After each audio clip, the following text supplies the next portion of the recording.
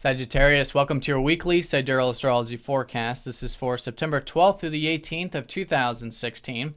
I'm Athen, and this is for Sidereal Astrology. If you are new to the channel, be sure to check out the link down below because the signs are different. All right, so Sagittarius, another very powerful week in September, as it has been the case. But this week we do have a lunar eclipse taking place here in your fourth house. So the fourth house, this is about home. This is about family. This is about health for some of you. So now there's this status check, this full moon lunar eclipse energy, helping you see and become aware of this area. And this is involving the South Node, this one. So over the past roughly year and a half, there has been these older energies that have been being released that may have been unhealthy or taken to an extreme or imbalanced, having to do with these roots in your life. And so if that's been the case, then this is now the last and final lunar eclipse involving the South Node here for the next 16 years, 16 to 18 years. All right, so there's this now final culmination and awareness of how you can release these last and final unhealthy perspectives, or quite literally unhealthy things regarding the fourth house. Could be home for some of you, could be family matters, could be health. Making changes to getting good health there to bring balance to this area. It could be reflection, it could be your roots, these kinds of matters. So this lunar eclipse is going to be collectively challenging, as you can see here with this T-square. It's nothing new. This whole solar eclipse cycle has been this way with the T-square. But a few key characteristics about this is that it is going to be conjoining up to Chiron.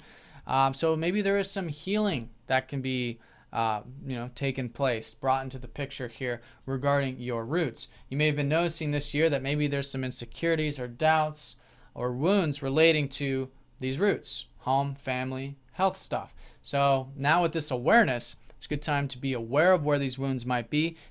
It could literally mean healing of the health, which is sometimes the case with Chiron in the fourth. But whatever it is, seeing that awareness and taking whatever steps might be necessary to do that. And really the most important step with all of this is the acceptance. The acceptance of the wounds, the acceptance that we have them. And in that way, the transformation occurs, and then we're able to, again, bring balance to this area and healing to this area. Now, the lunar eclipse will be also squaring up to Mars, so this has been perhaps this drive and motivation or lack thereof to maybe work behind the scenes, or get in contact with your deep psychological self or your spiritual self. This has been a lot of emphasis here in your 12th house. Saturn's been here too, helping you get disciplined with your life in a sense of connecting to the true essence of life, to get that alone time, meditative time, to understand more about yourself psychologically and spiritually.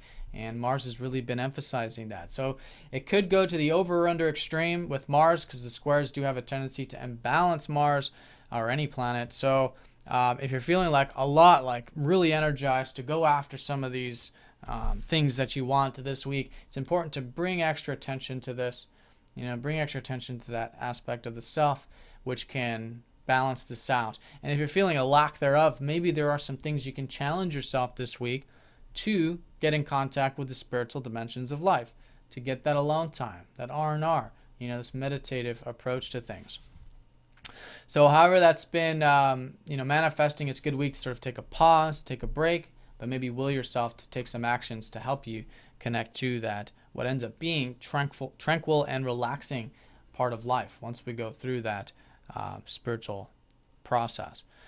All right, so that's the square up to Mars. Mercury is retrograde this week and will be opposing up to this lunar eclipse. So there is some reconsideration now involving these future possibilities. But let's not forget, this whole life path this year has been for you to cultivate these future possibilities. Your adventurous side, your philosophy, your worldview, your belief system. All of this has been so good for you to focus on and to put energy towards this year and really for the next year and a half. So this is the process, isn't it? It's through this releasing, it's through this balancing here of your roots, of your foundations, that is going to be serving the foundation for you to then put energy into this more expansive view of life. Some of you might be doing some traveling. Some of you might be connecting in university, or opening your mind to new philosophies and spiritual studies. So however that is, but most fundamentally, it's about your belief systems and seeing the importance of this and tapping into that adventurous spirit. So there's a lot to learn about this, maybe some things to reconsider this week with Mercury retrograde, but that's great. You can learn a lot about these things. All right, so the lunar eclipse will be around Friday. That's going to be the emphasis of the week, but pretty much all week long, we've got those same sort of aspects I talked about. Here, Monday and Tuesday, we'll be really emphasizing that Mercury retrograde, that reconsideration of the possibilities, potentials and opportunities perhaps through that belief system. But your sun is actually going to be shifting into your 10th house this week. So this is actually a positive area for you. You've had Jupiter here and Venus helping you see opportunities and potentials with your career, maybe with your productive life or your public life. So it's a great time to now focus on the productive side of things. I think you naturally will. This is going to be the area of the new moon in about 2 weeks. So you'll notice that shift, and I think it's a great source of energy and prana for you to cultivate that productive life of yours. All right, and then as we go into the weekend, I do want to mention that Mars is going to be trining up to Uranus, so there is a bit of freeing up energy. Even though Mars is heavily aspected with these squares, a trine from Uranus can lift things up, and maybe there's something new and exciting over the weekend regarding the home life, the family, the health, things like that. Maybe about spiritual development, spirituality, maybe your self-expression. Okay, so it's nice to have that lifting up energy that can be freeing there for you, again, to connect to what really matters in life, with that 12th house.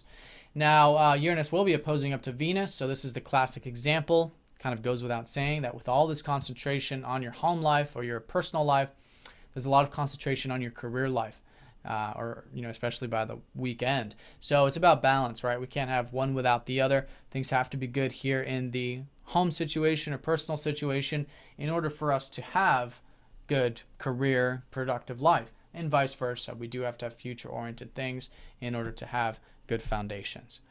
All right, so Sagittarius, that is the week in a nutshell, really emphasizing this lunar eclipse, now this culmination of your roots in life, the importance of your roots, maybe doing some healing with that, maybe bringing extra attention here on the self if you're feeling like maybe some actions you need to take so you can connect to yourself spiritually and to life spiritually through acceptance, through surrenders, through faith, which leads to the peace and tranquility. And again, understanding more about yourself psychologically, and reconsidering this whole life path right now at the moment, which is great for you to focus on this more expansive view of things, seeing how you can open those horizons and focus on the importance of our belief system. All right, so Sagittarius, have a fantastic week. Thank you for watching, and I'll see you next week.